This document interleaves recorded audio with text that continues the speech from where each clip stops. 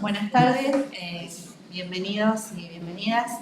Ante todo, muchas gracias por estar presentes hoy aquí en el Centro de Posgrado de la Universidad Nacional de La Plata para asistir al curso breve ¿Serías capaz de hablar si nadie te respondiera? Filosofía y drama en Platón, que dictará el profesor Marcelo Boeri. Es un gran honor recibirlo por primera vez en nuestra universidad y le agradecemos su generosidad y disposición. La organización del curso ha sido posible gracias al esfuerzo conjunto de la Asociación Argentina de Filosofía Antigua, la AFA, el Grupo de Estudios Aristotélicos, que integra el Centro de Investigaciones Filosóficas y cuenta con el respaldo institucional de Linneo, CONICET, y el Centro de Estudios Helénicos de la Facultad de Humanidades de la Universidad Nacional de La Plata. Asimismo, agradecemos a las autoridades del Centro de Posgrado por facilitarnos las instalaciones y ayudarnos en la grabación del curso, que en breve será subido a las redes de las instituciones organizadoras. También agradecemos a los profesores y alumnos de la FASE que hoy nos acompañan, y a la directora del departamento y a Luján Ferrari y a Aurelia Di Berardino, prosecretaria de posgrado, por apoyar esta actividad. Antes de darle la palabra al profesor Boeri, permítanme hacer una muy breve presentación de su amplia trayectoria y de su obra. Actualmente se desempeña como profesor titular en el Instituto de Filosofía de la Pontificia Universidad Católica de Chile, profesor de Filosofía egresado de la UBA, doctor en Filosofía por la Universidad de El Salvador, fue becario e investigador independiente del CONICET, profesor en varias universidades argentinas, Junior Fellow del Center for Hellenic Studies de la Universidad de Harvard, Fellow de la John Simon Guggenheim Foundation, profesor visitante y conferencista en varias universidades de América Latina, Estados Unidos, Europa y Japón.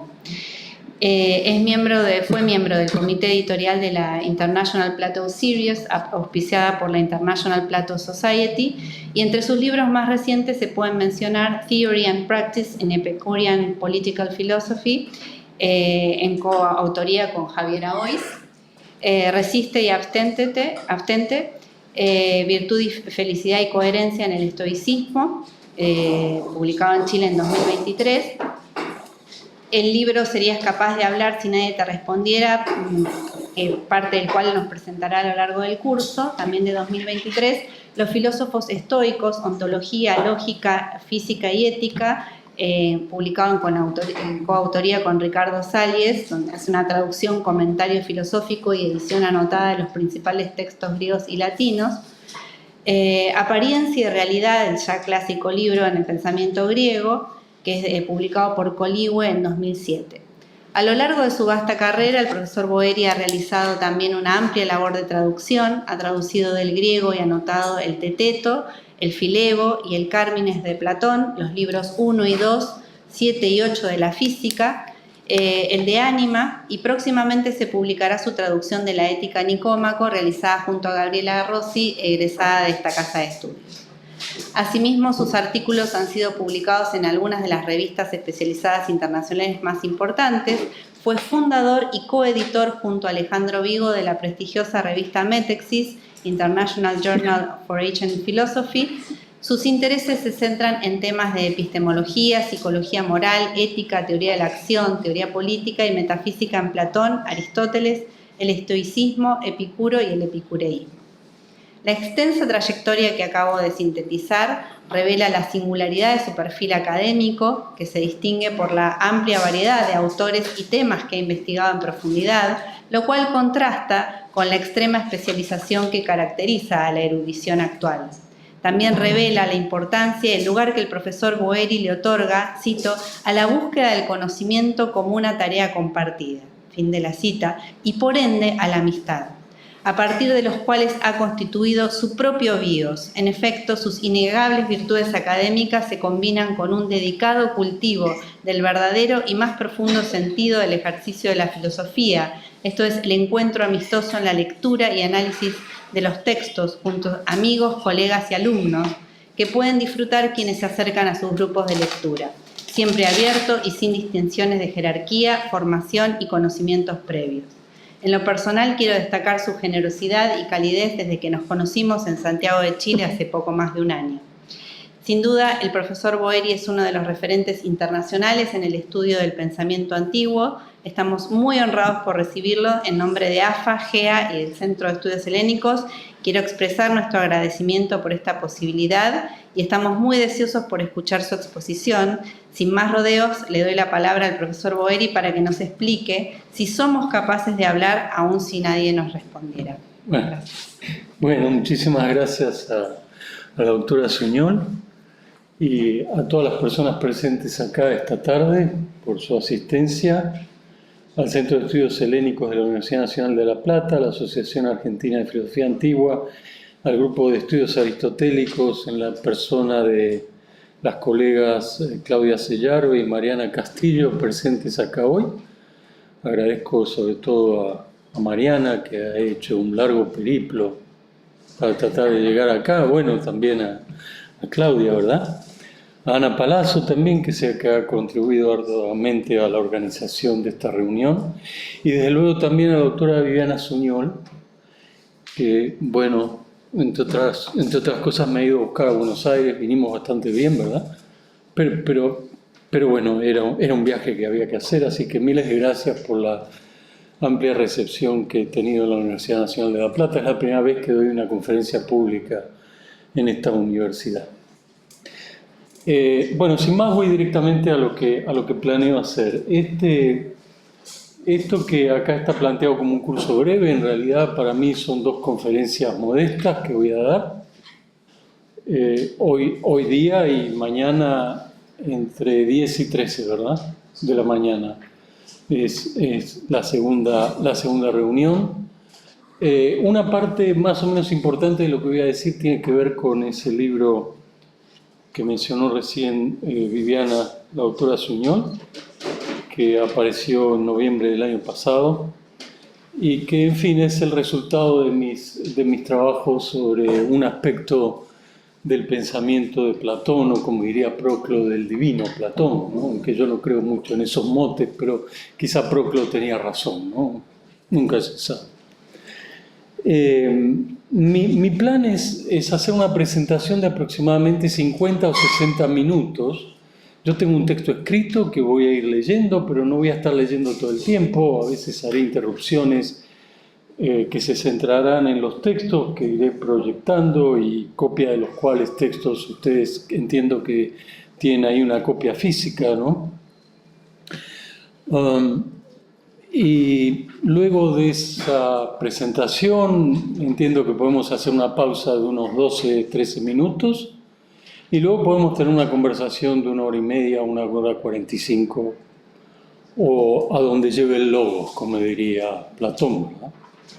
En la idea esta que tiene Platón extraordinaria de que la conversación filosófica no puede medirse con el tiempo que indica la clepsidra. Claro que en algún momento hay que detenerse, ¿verdad? Pero la idea de Platón es que, a diferencia del discurso forense, el discurso filosófico es un discurso que se podría extender hasta el infinito, ¿no? Si fuéramos seres infinitos, ¿no? Lo cual, infortunadamente, desafortunadamente, no somos, ¿no? Para empezar entonces con la presentación de hoy, que he titulado un poco pomposamente Drama, Argumento y Doctrina en Platón, hay un modo de leer e interpretar Platón procedente ya de la antigüedad, ¿no? que sostiene que la filosofía platónica es un conjunto de doctrinas, ¿no? y subrayo la palabra doctrinas, que aunque experimentó ese conjunto de doctrinas ciertas variaciones a lo largo del tiempo, siguió conservando ciertas tesis básicas, como por ejemplo la de que hay entidades inmateriales con poderes causales sobre el cuerpo y que no están sujetas a destrucción, las así llamadas ideas o formas platónicas. Me gusta más decir formas para traducir la palabra eide o ideai, ¿no? En el vocabulario platónico, porque la palabra idea, incluso en nuestro contexto lingüístico del español, muchas veces evoca un estado psicológico pasajero, y ese, por supuesto, no es el caso de las ideai o de los eide platónicos, como ustedes saben muy bien. Algunos intérpretes del siglo XIX sugirieron que los diálogos de Platón proceden de un punto de vista fundamental que no experimentó cambios sustanciales a lo largo del tiempo. Por cierto, el primer texto que tienen ahí, que está tomado de un comentador griego de Aristóteles del siglo VI ya de nuestra era, es un texto interesante para tratar de reconstruir esto que yo he llamado este modo de leer o interpretar Platón, que procede de la antigüedad, que sostiene que la filosofía platónica es un conjunto de doctrinas. Desde luego, Elías no dice aquí, ni en ninguna otra parte de su comentario a las categorías de Aristóteles, que el conjunto de diálogos platónicos sea un conjunto, valga la redundancia, de doctrinas, pero sí dice que la filosofía platónica no pertenece a la escuela escéptica por haberse servido de expresiones que mostraban dudas, ¿no? Como cuando dice me parece, tal vez, quizás, supongo, etc. Platón las decía por exactitud, por tratar de ser exacto, como dice ahí al comienzo del texto Elías, y que ese exacto no avala en absoluto la suspensión del juicio. Naturalmente aquí Elías está pensando en algún tipo de argumentación que remonta al escepticismo pirrónico de sexto empírico, por ejemplo, ¿no? Decía entonces que algunos intérpretes del siglo XIX sugirieron que los diálogos de Platón proceden de un punto de vista fundamental que no experimentó cambios sustanciales a lo largo del tiempo y que tales cambios, en caso de haberlos, digamos, en el mejor de los casos responde a razones literarias o pedagógicas y que por lo tanto la idea de que ha habido un desarrollo en el pensamiento de Platón debe ser rechazada. Esta es la posición unitarista, en parte, ¿no? Solo en parte inaugurada durante las 2 o 3 primeras décadas del siglo XIX por Friedrich Schleiermacher, ¿no? Un gran intérprete de Platón del siglo XIX que hacia mediados, entiendo que de la década del 30 y del 19 ya había traducido o casi estaba terminando de traducir todo Platón al alemán en una traducción que hoy en día forma parte de una especie de reservorio importante de la lengua alemana, ¿no? Son traducciones que, para quien pueda leer un poco de alemán, todavía se pueden utilizar, ¿no? Una gran precisión, ¿no? En una época en la que no había casi de dónde copiarse, ¿no? Y si esto es así, digamos, la idea de que ha habido un desarrollo, como digo, en el pensamiento de Platón debe ser rechazada, ¿no? Ustedes saben, es este contraste que se discutió mucho, sobre todo entre la década del 50 y del 80 del siglo XX, del siglo pasado, entre unitaristas por un lado y desarrollistas por el otro. Son unas discusiones que ya afortunadamente en los últimos 20 años han caído un poco en desuso, son un poco de moda, digamos, ¿no? Ya casi no hay ningún estudioso sistemático, serio de Platón que crea demasiado ni en la versión unitarista ni en la versión desarrollista, ¿no? Probablemente hay un poco de cada cosa según uno reinterprete, digamos, los textos de Platón. Saben ustedes que Platón fue un escritor extremadamente prolífico y lo que ha llegado a nosotros es enorme desde el punto de vista cuantitativo, ¿no? Tienen que pensar ustedes en las condiciones que había en la antigüedad desde el punto de vista de la tecnología de la escritura, ¿no? Yo que soy una persona que en general tiene ciertas dificultades para creer en los milagros, creo que esto fue un milagro, ¿no? Que haya llegado esa cantidad bestial de textos desde la antigüedad, ¿no? Otros, en cambio, sostienen que ha habido un desarrollo de evolución en Platón, un pensador que comenzó su carrera literaria y filosófica siendo muy joven y la terminó siendo un anciano, ¿no? Sí, es verdad que cuando estaba escribiendo las leyes, muy probablemente la última obra de Platón, era ya un hombre que tenía entre 78 u 80 años, digamos, ¿no? Lo cual era un acto casi heroico, ¿no? En el siglo IV a.C., ¿no? Llegar a esa edad, digamos, ¿no? En una época en que una persona de 45 o 55 años ya era una especie de anciano venerable y la gente moría muy joven por cosas que hoy en día son impensables. Esta es la tesis desarrollista, según la cual los diálogos pueden dividirse en 3 grupos o etapas en la producción filosófica y literaria de Platón: la etapa temprana o socrática, el periodo medio y el periodo de vejez, uno de cuyos más conspicuos representantes en el siglo XX fue Gregory Blastos, en la tradición anglosajona, ¿no? Bueno, ahí está el texto de Schleiermacher al que me refería recién de un modo muy rápido, ¿no? Es un texto de 1804-1815, ¿no? Es una introducción hermenéutica y crítica, etc., ¿no? Introducción a la dialéctica. Bueno, a diferencia de lo que parece haber sido el enfoque que se tenía en la antigüedad en general de la obra de Platón, en el sentido de un conjunto de doctrinas bien definidas, ¿no? Desde mediados del siglo XIX se ha discutido el papel que desempeña la forma dramática de la prosa platónica. Algunos han argumentado que es simplemente el modo en que Platón presenta sus doctrinas, ¿no? En la terminología antigua, sus dogmatas o sus doxai, 2 palabras que en ese tipo de contexto significan prácticamente lo mismo, ¿no? Es el conjunto de pensamientos, de tesis y argumentos, ¿no? Que caracterizan o definen cierto tipo de filosofía, ¿no? y de conjunto de argumentos para tratar de hacer plausibles un conjunto de afirmaciones determinadas, ¿no? Algunos han argumentado que es simplemente el modo en que Platón presenta sus doctrinas y por lo tanto no es esencial ni para su filosofía ni para la correcta interpretación de sus diálogos, ¿no? Hay otras lecturas, en cambio, que ponen el acento en los componentes dramáticos de la obra platónica sin poner particular atención en el argumento, pues se afirma en este tipo de perspectiva, naturalmente, una perspectiva muy discutible, como casi cualquier perspectiva a este respecto, se afirma que los diálogos son básicamente creaciones dramático-literarias, de modo que lo decisivo para comprenderlos debe centrarse en el análisis literario de esos productos del genio platónico, que son obras de arte literario, ¿no?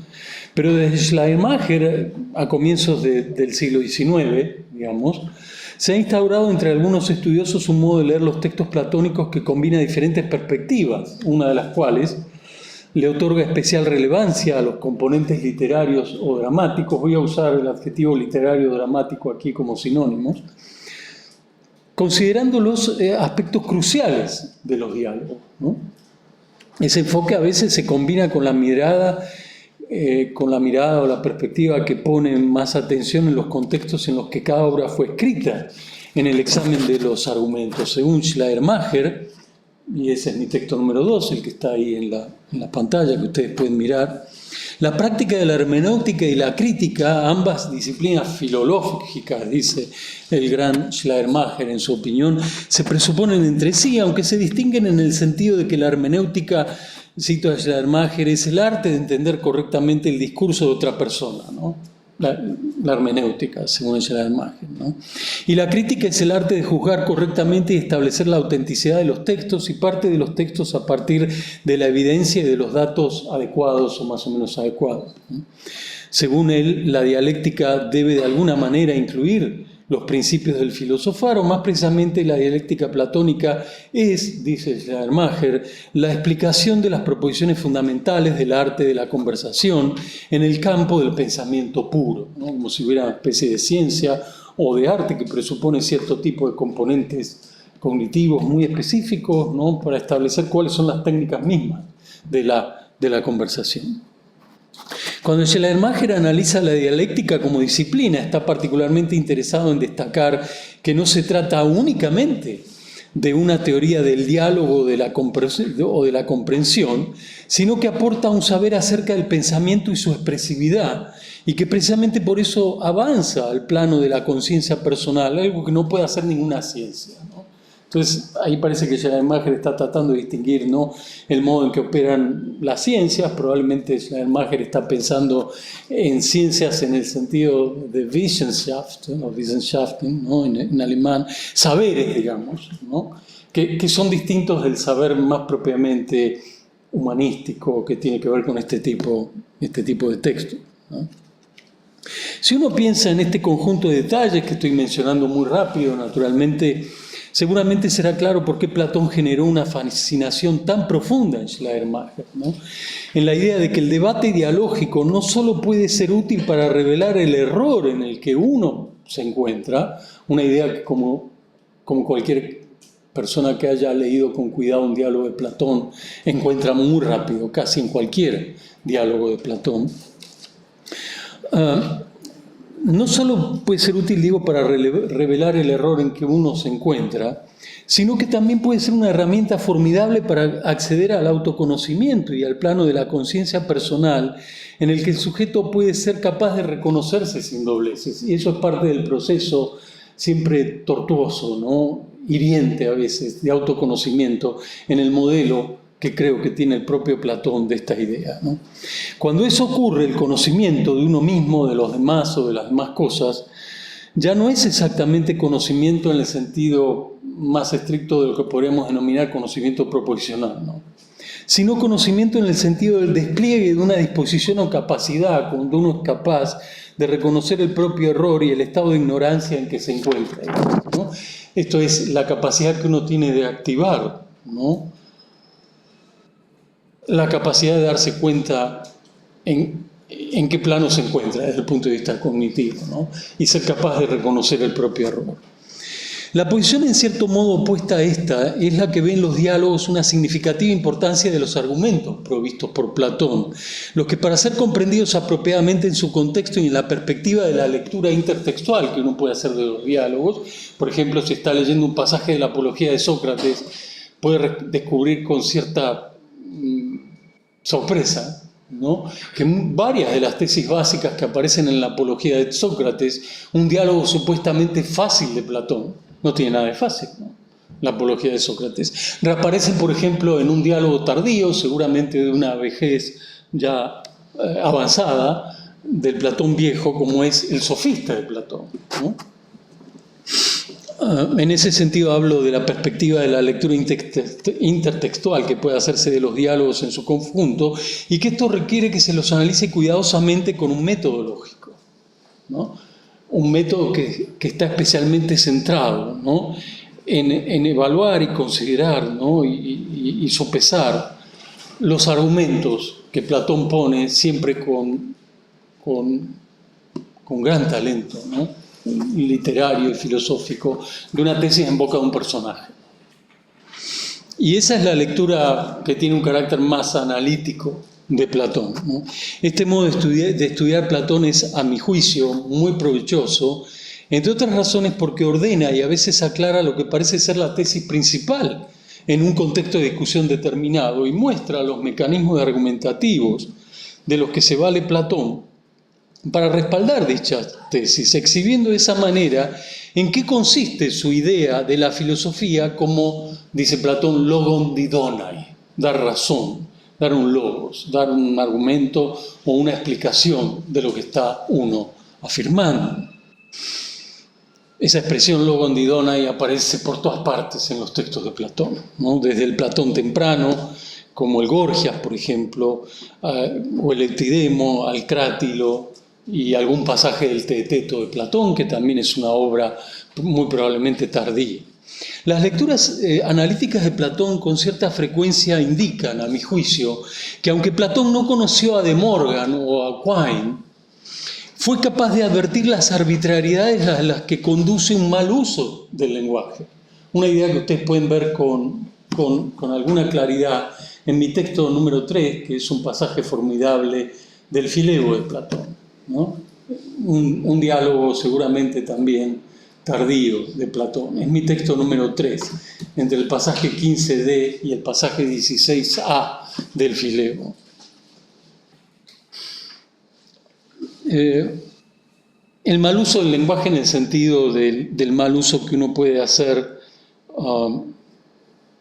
cuando utiliza falacias, incluso cuando las utiliza de modo consciente, ¿no?, para tratar de engañar a la persona con la que está conversando o debatiendo dialógicamente, en el sentido platónico de qué significa el debate dialógico, ¿no? El sentido platónico de cómo Platón entiende este tipo de conversación es la conversación que supone que hay dos personas básicamente interesadas por dar con la verdad y no compitiendo de un modo agonal para tratar de ganarle la discusión a la otra persona y además de hacerla quedar mal a la otra persona, pasándose, digamos así, de inteligente, ¿no? Una cosa por el estilo, para decirlo en el lenguaje que aprendí en el barrio de Buenos Aires donde crecí, ¿no? Esa es la idea de Platón, de que el diálogo es una tarea cooperativa, ¿no? Es una tarea conjunta por tratar de dar con la verdad. Voy a volver a este detalle que es muy importante, ¿no? Yo creo en una parte importante del proyecto filosófico de Platón. Además, también uno podría decir que fue Platón el que inventó un modo de hacer filosofía en el que el argumento es relevante para dar cuenta de lo que uno cree, ¿no? Ya que quien sostiene una tesis no solo debe ser capaz de dar un logos, de dar una razón de ella, sino también de no caer en contradicción. Si así no fuera el argumento, razón o explicación, el logos que uno presente para respaldar una posición carecerá de una fuerza persuasiva legítima, parece pensar Platón. Si eso es así, no es para nadie legítimo subrayar los aspectos más puramente filosóficos de los diálogos platónicos. Eso es lo que yo llamo la perspectiva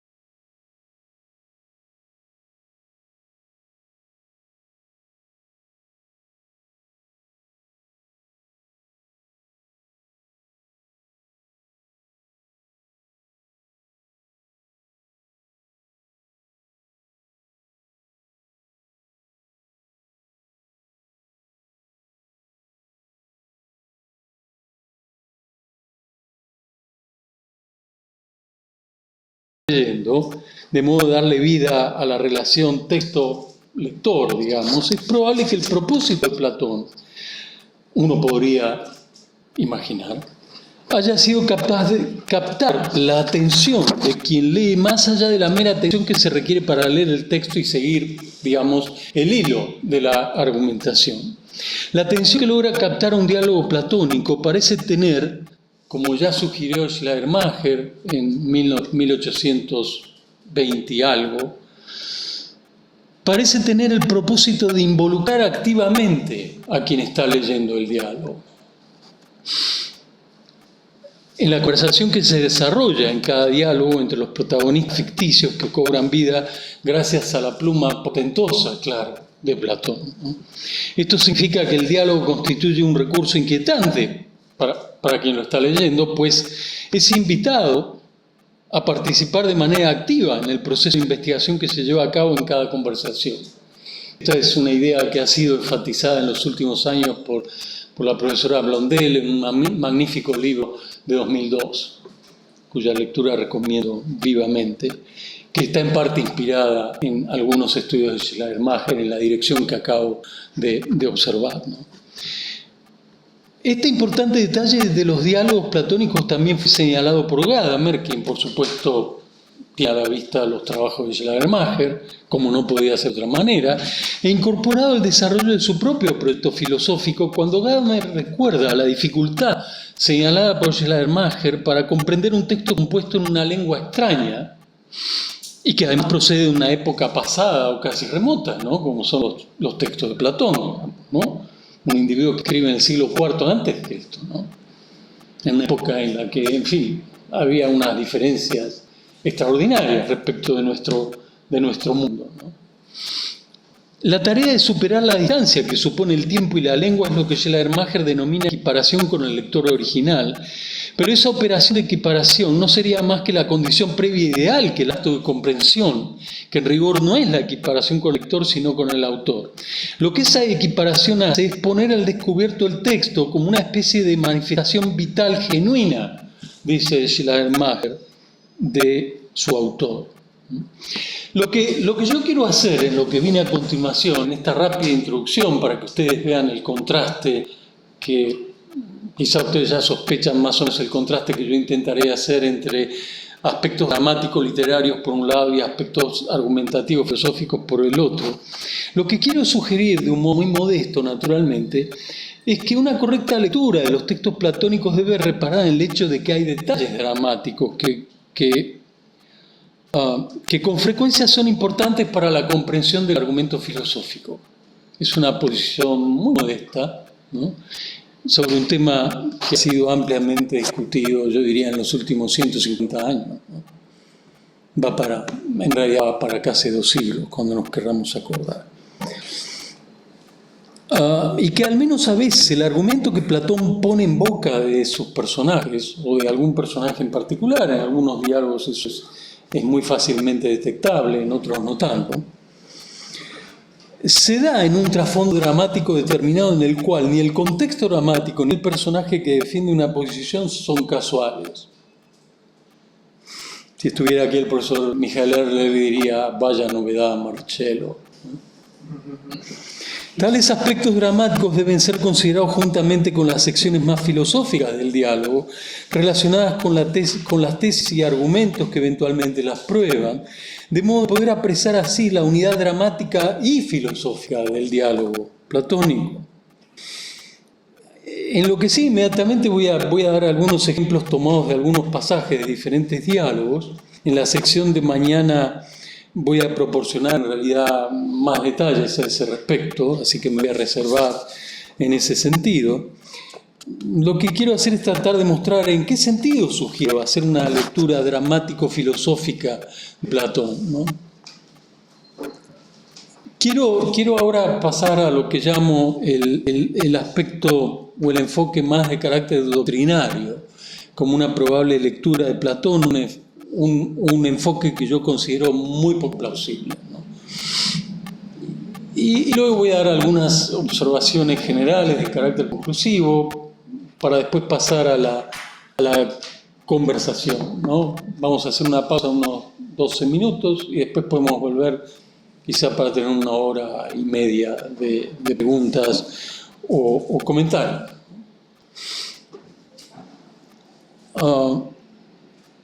Hay algunas secciones, ustedes saben, ¿no?, si alguna vez han experimentado el desafío que siempre supone la lectura de un diálogo de Platón. Hay algunas secciones de algunos diálogos de Platón en los que resulta más o menos evidente esta combinación de componentes dramáticos y filosóficos.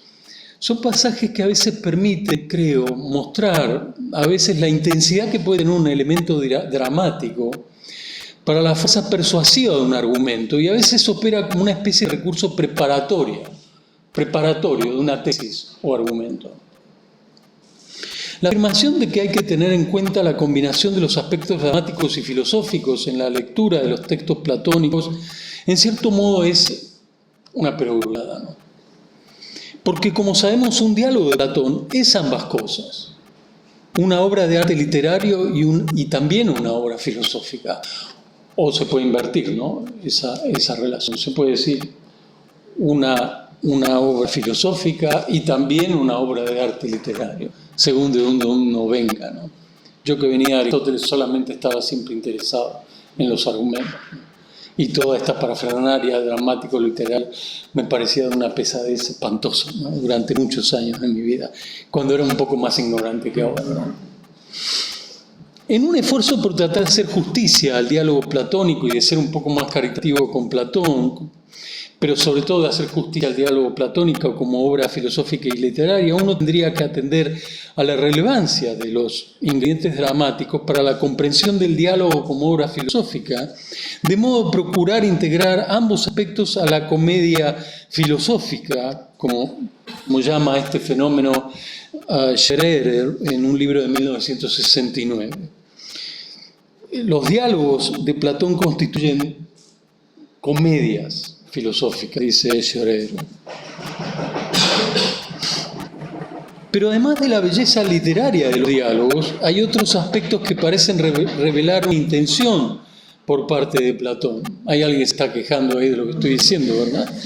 Los diálogos son dramas, ¿no? Porque constituyen sucesos, como dice el diccionario de la Real Academia de la Lengua Española, sucesos, cito, de la vida real, hechos capaces de interesar y conmover vivamente al auditorio. Esa es una de las caracterizaciones que da la RAE de la palabra española, drama. Como sabe muy bien cualquiera que haya emprendido la fascinante y tortuosa tarea de leer a Platón en griego, su lengua constituye una proporcionada combinación entre habla coloquial y lengua ultra técnica. Es muy difícil dar con ese tono. Platón muy probablemente lo logró. Una lengua forjada sobre la base de expresiones y giros coloquiales, ¿no? En ese sentido es que lo digo. Un ejemplo muy evidente de esto que estoy diciendo es nada menos que la palabra eidos, que en la reformulación técnica que hace Platón es la palabra para designar a estas entidades extraordinarias, ¿no? De un peso metafísico casi infinito, ¿no? Las formas o estructuras formales, que son las formas o ideas platónicas, pero que es una palabra que en el habla coloquial, en la época de Platón y después de la época de Platón, sigue significando figura en el sentido del aspecto exterior de un cuerpo, ¿no? Como cuando decía mi mamá, qué bonita figura que tiene fulanita, ¿no? Fulanito, ¿no? De hecho, Platón en el Cármides usa 2 veces la palabra eidos para referirse a un cuerpo, no a una entidad inmaterial. Curioso, ¿verdad? Ahora, a pesar de las muchas dificultades que tenemos para dilucidar por qué Platón eligió la forma del discurso dialogado para exponer su filosofía, hay razones sistemáticas relevantes, creo yo, y mucha gente, antes que yo, por supuesto. Para eso hay que darle un vistazo a mi texto número 4. Para dilucidar, digo, por qué Platón eligió la forma del discurso dialogado para expresar su filosofía. Y hay razones, creo, sistemáticas relevantes que ayudan a entender por qué escogió el diálogo como forma literaria. Cuando caracteriza el pensamiento como un logos, un discurso o un diálogo interior del alma consigo misma, diálogo en el cual es la propia alma la que se desdobla en interrogador e interrogado, nos da una clave bastante clara de por qué cree que el diálogo es la mejor forma literaria para presentar su proyecto filosófico. Una pregunta que mucha gente ha hecho ya desde la antigüedad, que yo no voy a pretender responder de manera correcta, última, es por qué Platón eligió el diálogo como forma literaria para expresar su filosofía, ¿no? Pero esta puede ser una sugerencia, digamos, ¿no? Dialogar o conversar en el sentido dialógico que propone Platón es una forma de pensar. Como es relativamente obvio, el diálogo como forma literaria que permite enfatizar los elementos dramáticos en el marco de una tesis filosófica y de un argumento, es el único estilo literario que posibilita conservar la vivacidad de un debate en el que un mismo personaje puede evolucionar o cambiar su punto de vista a medida que recibe objeciones de la persona con quien está dialogando. Y eso explica también el sentido en que Platón cree que el diálogo, entendido como la conversación honesta de 2 personas que están básicamente interesadas por dar con la verdad cualquier cosa que acá signifique la verdad y no por ganarle la discusión a la otra persona, ¿no? ¿En qué sentido él cree que el diálogo es una tarea conjunta, ¿no? Una tarea cooperativa, digamos?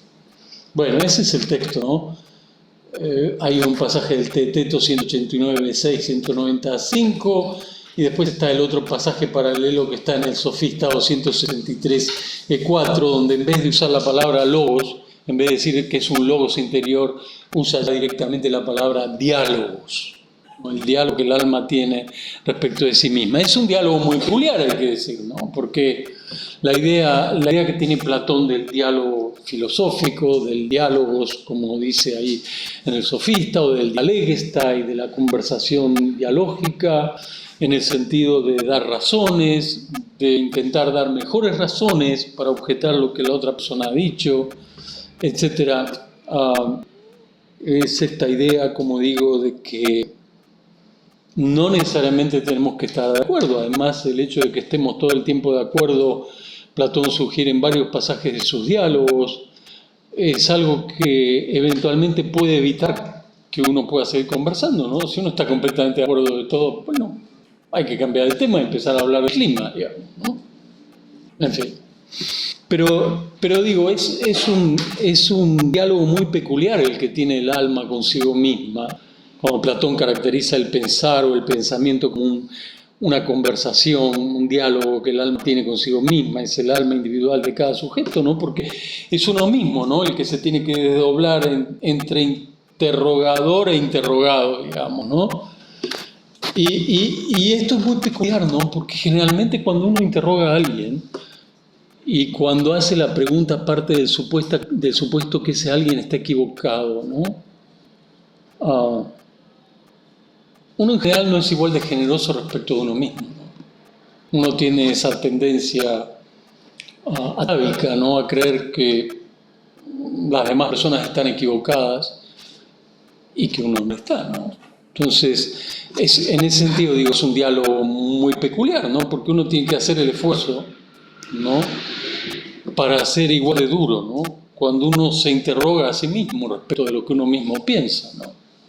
Hay un texto de los Tópicos de Aristóteles donde Aristóteles parece recoger esta idea cuando Aristóteles sugiere, muy al pasar, es una línea muy rápida, infelizmente, pero que me parece evocar este pasaje del Teeteto y el Sofista cuando Platón define pensar o pensamiento, ¿no?, cuando Aristóteles sugiere ser el objetor más duro respecto de lo que uno mismo piensa, ¿no? Bueno, para ver si lo que uno mismo piensa resiste el análisis, ¿no?, y las objeciones más potentes, ¿no?, que pueda recibir de alguien, ¿no? Ahora, si este es efectivamente el caso y si efectivamente el diálogo platónico tiene ese poder de contribuir a que uno evolucione en sus puntos de vista, en sus tesis, gracias a las objeciones que le pone su eventual interlocutor o interlocutora, ¿no?,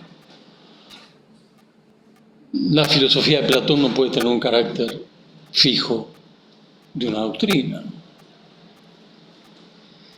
en el sentido de entendiendo una doctrina como un conjunto de ideas o de conocimientos, incluso que presuponen que el tema ya está lo suficientemente investigado como para no seguir investigando en él, ¿no?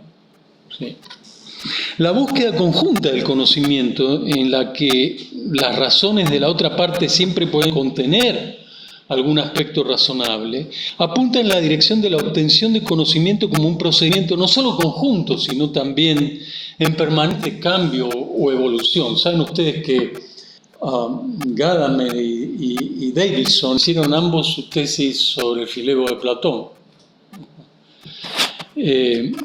Davidson se enteró, ¿no?, que había un señor en Alemania que había hecho una tesis sobre el Filebo, ¿no?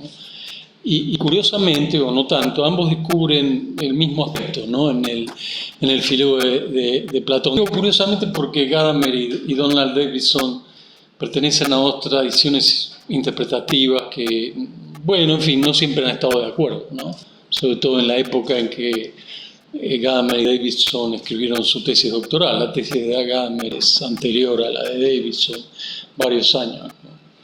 Pero ambos encuentran en el Filebo, ¿no?, un ejemplo clave, ¿no?, de qué quiere decir que uno puede evolucionar, ¿no?, en su modo de pensar respecto a un problema, ¿no?, y reformular su propia tesis a partir de las objeciones que pone la otra parte, ¿no? Ambos ven eso, ¿no?, además de descubrir ambos el fenómeno de la comprensión, que después tiene derivas distintas, ¿no?, en el caso de Gadamer y de Davidson, pero que coinciden en varias partes, ¿no? Hay un texto notable de Donald Davidson que se publicó a comienzos de la década del 90, donde él relata su experiencia cuando lo invitan a dictar la conferencia Hegel a Alemania, ¿no?, que era una cosa rara, ¿no?, porque era un señor que la única lengua que hablaba y leía era el inglés y venía a dar nada menos que la conferencia Hegel a Alemania, y ahí Davidson reconoce su deuda con Gadamer y cómo le impresionó estas coincidencias, etc. Bueno, eso es un ejemplo, ¿no?, para que vean en qué sentido estoy poniendo el énfasis en el aspecto de la posibilidad que tiene el propio pensamiento de evolucionar, se entiende para mejor, ¿no?, quién sabe, ¿no? a partir de la tarea compartida, ¿no? Que significa el diálogo entendido en el sentido en que lo entiende Platón. Bueno, hay algunos estudiosos de los últimos 30 años de Platón, ahí cito el caso del profesor Christopher Rowe, en un libro publicado en 2007, que han señalado que el hecho de que Platón haya escrito diálogos tiene que ver con el propio reconocimiento, tanto por parte del personaje Sócrates habitualmente, como de Platón mismo, el filósofo y el autor que escribe estos textos, naturalmente, de la necesidad de cuestionar, dice Rowe, ya que únicamente en caso de que continuemos cuestionando nuestras ideas, las de los demás, podremos esperar llegar alguna vez a verdad, mostrando así que el pensamiento filosófico no puede ser un conjunto doctrinal de ideas que no requiere seguir siendo investigado. Ese es el punto clave, ¿no? En el caso de Platón, si la tesis SSP es definitiva, digamos así, tiene carácter doctrinal en el sentido que yo estoy diciendo, es una expresión que ustedes no van a encontrar nunca en diálogo de Platón. Es decir, que la tesis SSP tiene carácter doctrinal. Eso es algo que uno eventualmente puede inferir porque aparece repetido en muchos textos de Platón y porque hay cierto conjunto de tesis básicas que son las que pasaron después a la historia posterior del platonismo, como se lo entendió desde la muerte de Platón, por lo menos hasta el siglo XIX y ya entrado el siglo XX, digamos, ¿no? Pero claro, ustedes no van a encontrar la expresión esto tiene carácter doctrinal, realmente, ¿no? Pero si algo tiene carácter doctrinal en ese sentido, bueno, es algo que ya no requiere más investigación, ¿no? Y esa, sostengo, es una posición clara y fuertemente antiplatónica. Otros han observado que la respuesta aparentemente más obvia a la pregunta acerca de por qué Platón decidió escribir diálogos es que los diálogos así llamados socráticos, ¿no? del supuesto primer período de la producción literaria y filosófica de Platón, son informes de conversaciones reales con el Sócrates histórico, ¿no? Esto dice Sayre en un libro de 1995, no lo tengo acá citado. Sí, es un libro publicado en 1995, ¿no? Ahora, dada la falta de exactitud por parte de Platón cuando monta una escena, el mero hecho de que los participantes en un diálogo sean personas históricas, no puede ser una evidencia firme, ¿no? Para certificar la autenticidad de la conversación recreada, ¿no? Ustedes saben que Platón todo el tiempo está mezclando, ¿no? Hechos históricos con hechos ficticios, o combina hechos históricos que nosotros sabemos que no pueden haberse dado juntos ni de modo muy cercano en el tiempo, digamos, ¿no? Es parte de la teatralización, ¿no? O de la comedia montada por Platón en cada diálogo.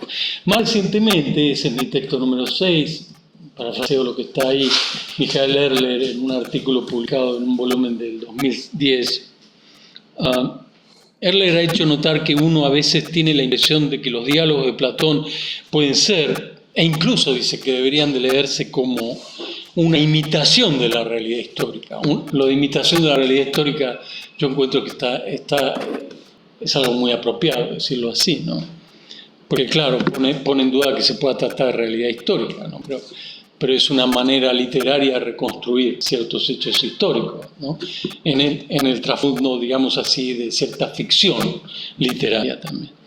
De hecho, la historia de la interpretación muestra que esto ha sucedido y que incluso en los tiempos modernos ocurre, dice Erler, aunque desde luego indica que hay señales en los diálogos de que su presentación es meramente una ficción de representación histórica, ¿no? Una ficción de representación histórica. Bueno, la teatralización que Platón monta en cada diálogo no puede ser solo una casualidad ni un recurso que carezca de relevancia a la hora de elegir a un personaje para que sostenga y argumente, digamos, una tesis determinada. Lo de teatralización no es una exageración mía, ¿no? Hay dos pasajes en el Simposio de Platón, 194a y 194b, donde Platón se está refiriendo al discurso que está teniendo ahí como totheatron, dice Platón, ¿no? Eso que lo puse en algún lugar del texto número 7 que tienen ahí a la vista. Ahí en el texto 6 se encuentran alguna referencia puntual, ¿no?, a lo de la imitación. Tienen el texto número... ¿No? ¿No está ahí? Es un pasaje del Gorgias, ¿no? En el 7. El 7, sí. Por ejemplo, en ese texto número 7, un pasaje notable del Gorgias de Platón, ¿no?, que es un texto extraordinario por varias razones. Voy a volver a él, ¿no? Calícles es un personaje extraordinario, ¿no? Es una especie de chico grande, malcriado, ¿no?, que tiene unas salidas así, en fin, que uno puede ver en un niño pequeño, ¿no? Si alguien tuvo alguna vez en casa una niñita, un niñito pequeño, sabe más o menos de lo que estoy hablando, ¿no? Puede ser un personaje muy brutal también, ¿no? Ustedes saben que ha habido interpretaciones muy diversas de este personaje. La construcción, digo, del personaje Calícles en este pasaje del Gorgias y en otros parecidos del mismo diálogo, dotado de aspectos caracterológicos peculiares que lo inclinan a defender un hedonismo radical, es especialmente buscada por parte de Platón, ¿no? De nuevo, esto puede ser leído como un truismo, lo que estoy diciendo, ¿no? Uno podría argumentar que no hay ningún personaje en los diálogos de Platón que no sea especialmente buscado, sobre todo cuando Platón pone en boca de un personaje una tesis tan radical como esta, ¿no? El bien es lo mismo que el placer a como dé lugar, ¿no? En el momento en que Gorgias, el personaje Gorgias en el diálogo homónimo, quiere retirarse de la conversación, Sócrates manifiesta su típica disposición a seguir debatiendo con Calícles en este caso, pero es consciente de que éste no está dispuesto a ocupar el lugar de Gorgias, ¿no? Y por eso le pide que lo escuche, que eventualmente lo interrumpa si le parece que algo no es correcto, y que si lo refuta no se enojará como Calícles ya lo ha hecho con él. Calícles es intolerante, ¿no? Ya ha tenido oportunidad de conversar con Sócrates, le ha manifestado su decisión de no continuar respondiendo a sus preguntas y ha dicho que no le importa nada de lo que éste diga, ¿no? Si ustedes leen las primeras líneas, ¿no?, mi texto 7, no sé qué estás diciendo, Sócrates, pregúntale más bien a algún otro, ¿no? Diciendo, déjame molestar, ¿no? No me importa nada de lo que estás diciendo. Te respondí todo en atención a Gorgias, ¿no?, por respeto a Gorgias, digamos. Y termina diciendo, bueno, habla amigo tú solo y acaba, ¿no? Como diciendo, va a terminarla de una vez, viejo, ¿no? O sea, una cosa así. Sócrates es interesante, ¿no? Porque en el caso de Calícles, también en el caso de Trasima, con el libro 1 de la República, ¿no?, Platón pone en boca de estos sofistas, probablemente así un poco radicales, ¿no?, una idea que es, bueno, relativamente clara en los textos, ¿no? Sócrates siempre pregunta y nunca afirma nada. Y quien no afirma nada puede ser refutado, ¿no? Parece relativamente obvio que Platón, a través de su personaje Calícles, está afirmando que quien no afirma nada no puede ser refutado y consecuentemente no puede caer en contradicción, ¿no? Lo cual también indica, en cierto modo, que como ya se observaba en la antigüedad, es difícil saber qué es lo que el propio Platón, quien siempre prefiere mantener el anonimato agazapado detrás de algún personaje, qué es lo que el propio Platón piensa a este respecto, ¿no? Platón habla, ¿no?, pero siempre a través de algún personaje o a través de varios personajes, ¿no? Más allá del hecho de que hay un conjunto de tesis atribuidas a Platón que han pasado a la historia del platonismo, ¿no? Por ejemplo, hay o existen formas. Las formas son entidades inmateriales y que precisamente por ser entidades inmateriales tienen poder causal sobre el cuerpo, etc. O el alma es inmortal. Yo siempre espero que Platón tenga razón, ¿no? Tengo serias dudas de que ese sea el caso. Pero Platón desarrolla no menos de 6, quizás 7 argumentos para tratar de probar que el alma sigue existiendo después de la muerte física, ¿no? Ojalá tenga razón Platón, siempre digo. Calícles es sin duda un personaje sagaz, pero Platón, seguramente a propósito, no lo dota de la sagacidad que requiere el diálogo socrático para examinar en detalle los argumentos en contra del hedonismo, es decir, para poner en duda su propia creencia, ¿no? Lo que es más grave, no tiene Calícles la disposición anímica apropiada para admitir lo que se sigue de las premisas de las que parte, ni para eliminar su tendencia a lo que Platón llama filoniquía, que solemos traducir por rivalidad o amor por la victoria, digamos, ¿no? Es esta idea de que el debate dialógico tiene solamente como propósito ganarle la discusión al otro y además hacerlo pasar por una especie de imbécil, ¿no? Y uno por una especie de luminaria intelectual. Calícles es un poco díscolo, ¿no?, en la construcción que hace el propio Platón, naturalmente. Saben ustedes que hay gente que ha puesto en duda, ¿no?, empezando por Dodds en su edición crítica del Gorgias de 1959. Hay gente que ha puesto en duda si Calícles puede representar algún personaje histórico o algo por el estilo, ¿no? Pero del barrio de Buenos Aires, donde yo vengo, he conocido a varios Calícles.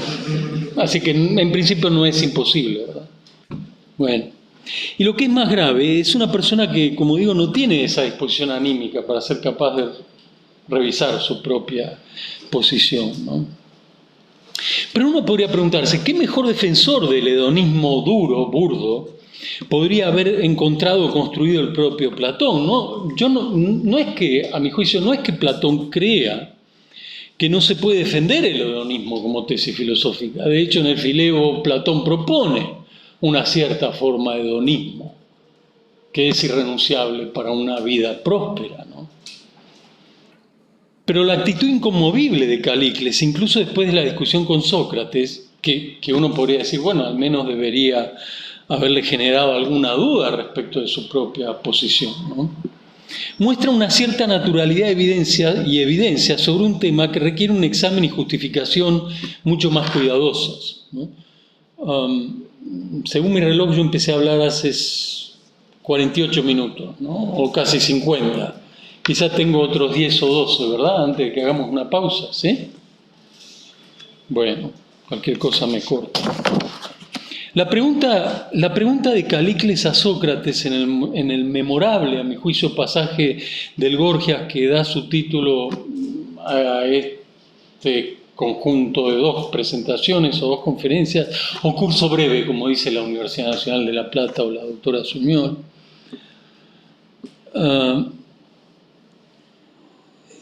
que aparece en mi texto número 8, si es que puedo recuperar esto, sí, ¿verdad? Ahí está.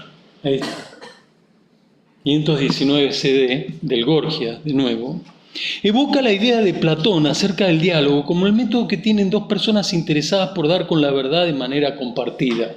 La palabra diálogo, como casi todo el mundo sabe, incluida mi mamá que nunca leyó Platón, evoca una interacción discursiva entre al menos 2 personas.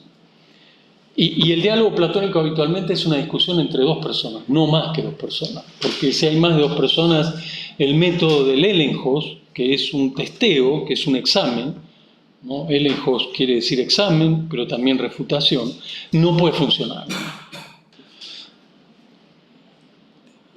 Como digo, diálogo evoca esa interacción discursiva, y en opinión de Platón puede convertirse en el mejor procedimiento racional mediante el cual uno puede eventualmente, si tiene la disposición apropiada, tomar distancia respecto de sí mismo para examinar sus propias creencias y, de ser necesario, modificarlas, ¿no?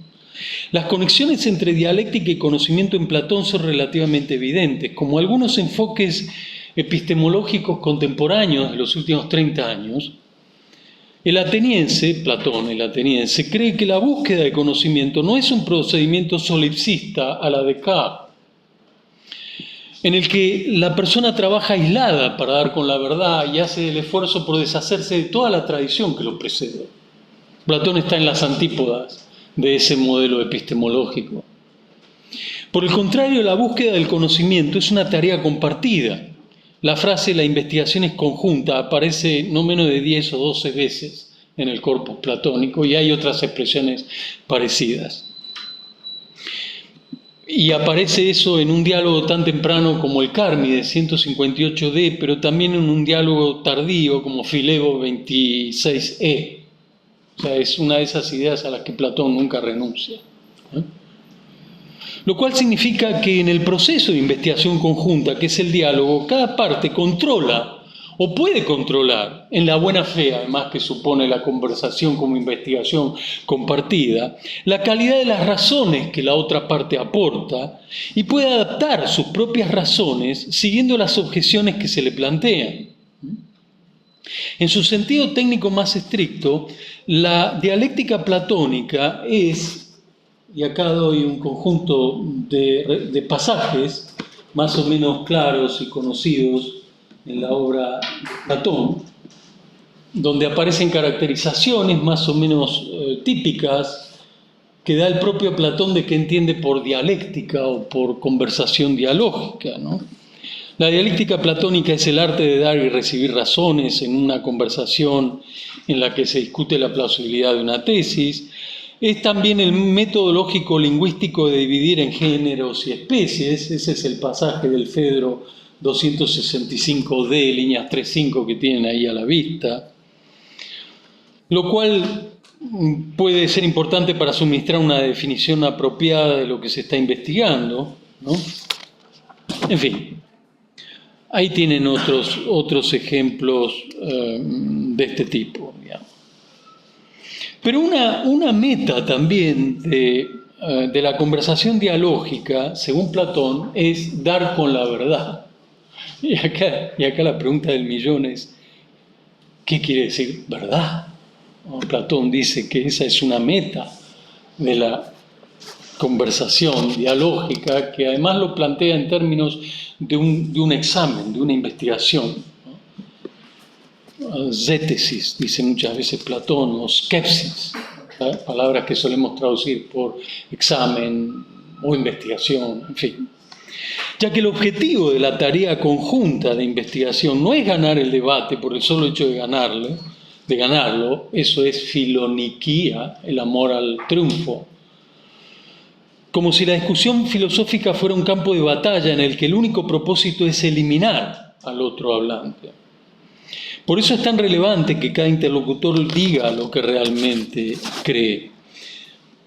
Uno de los requisitos particularmente importantes del debate dialógico, como lo entiende Platón, apunta no solo a los acuerdos explícitos desde los que comienza cualquier conversación filosófica more platónico, ¿no? A la manera de Platón, digamos, sino también a la coherencia, que es en términos platónicos eso que él llama homología, ¿no? Una palabra que quiere decir acuerdo, coherencia, etc. La coherencia del argumento de cada hablante, en este caso, no cumplir con el requisito de la coherencia es lo que muestra que alguien esté en contradicción, ¿no? Y es lo que muestra que la afirmación inicial, ¿no?, que uno da intentando responder una pregunta, pueda ser refutada, ¿no? Como resultado del examen conjunto se muestre que no puede ser el caso, no puede ser una proposición verdadera. En un verdadero diálogo filosófico lo decisivo no es que los dialogantes, dice Platón en Teeteto 154e, no está en el handout de ese texto, no es que los dialogantes estén, dice Platón, probándose unos a otros, sino que sean capaces de mantener la coherencia de sus argumentos y de revisar sus posiciones si el examen dialéctico así lo exige.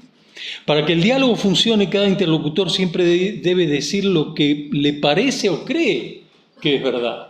Una idea que aparece en el Gorgias, que es un diálogo temprano, algunos dicen un diálogo de transición, en el que Platón ya está saliendo de los primerísimos diálogos y está entrando al así llamado periodo medio, por ejemplo, por el profesor Gregory Blastos, ¿no? Pero que una idea que reaparece en el Teeteto y que reaparece en el Sofista, digamos, que son diálogos inconfundiblemente del periodo tardío de Platón, ¿no? Esta condición es decisiva para que la refutación, es decir, el examen de una tesis que se revela como contradictoria después de la conversación, pueda funcionar, ¿no? Hay 2 o 3 escenas en el Gorgias de Platón donde Calícles se enoja, ¿no? Y dice, oye, estás repitiendo siempre lo mismo, ¿para qué quieres que te vuelva a decir lo mismo? Y lo mismo es que Sócrates todo el tiempo le dice, no, pero te acuerdas que habías estado de acuerdo, ¿no?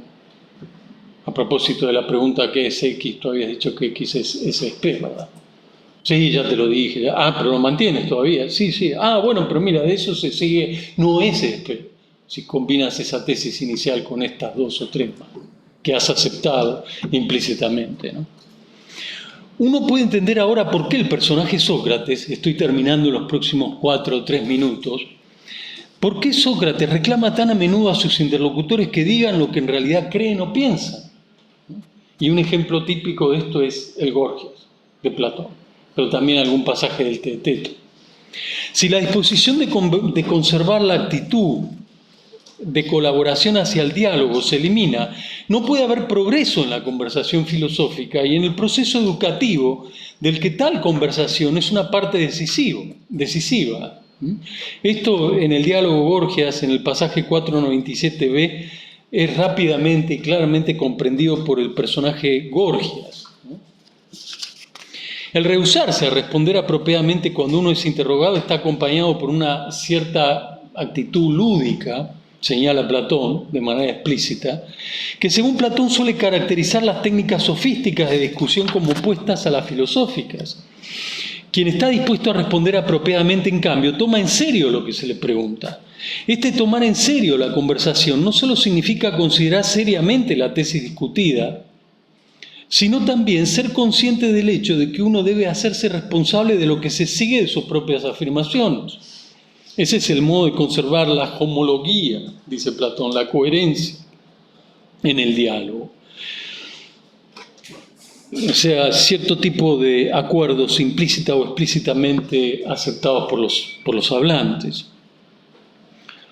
La concordancia de pensamientos, como dice Platón en Teeteto 154e, se refiere a la coherencia de los logoi, a la coherencia de los discursos, argumentos o tesis que cada uno ha defendido. Un requisito indispensable para que el método dialógico pueda funcionar. Lo importante entonces no es entrar en una batalla de argumentos en la que lo único que importa es ganar la discusión, sino dar con la verdad, dice Platón. Infelizmente no nos explica ahí qué entiende por verdad. La dialéctica platónica tiene entonces una función terapéutica, pues desempeña un papel activo en el proceso de transformación del estado en que se encuentra la propia alma o la propia mente de una persona que gracias al diálogo es capaz de modificar su creencia. Llego hasta acá entonces por ahora en mi primera presentación. Si están de acuerdo, siendo las 4:12 según mi reloj, podemos hacer una pausa de 12 o 13 minutos y luego regresamos para la conversación. Muchas gracias.